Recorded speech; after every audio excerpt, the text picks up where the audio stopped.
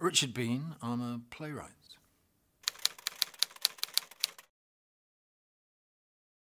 I was a stand-up comedian, so I was doing some kind of writing, even if it was only kind of one-liners.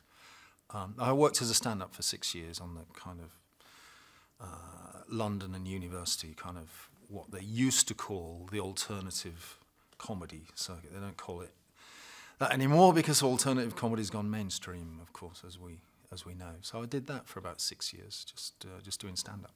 I think the 6 years as a stand-up, maybe not so much the performing, but the writing of it. Well, I suppose the two together. Let's be honest, the two together taught me how to write a succinct sentence with information stored in it, where the information that causes the laughter is at the end of the sentence and is followed by a full stop.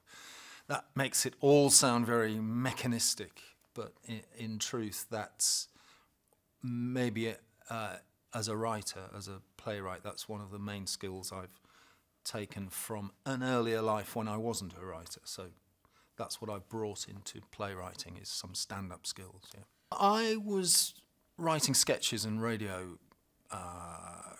Well, basically, I was a kind of gag writer for the BBC, and we used to get paid £60 for a minute's broadcast material. Now, a minute, is that right? Yes, a minute, sorry.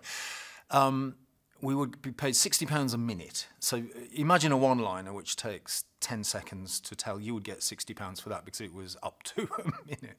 So there was a room at the broadcasting house off Oxford Street where we would be writing hood lines and weekending, and it was full of sweaty, inadequate males and two women. It was a very male-dominated, competitive arena, really.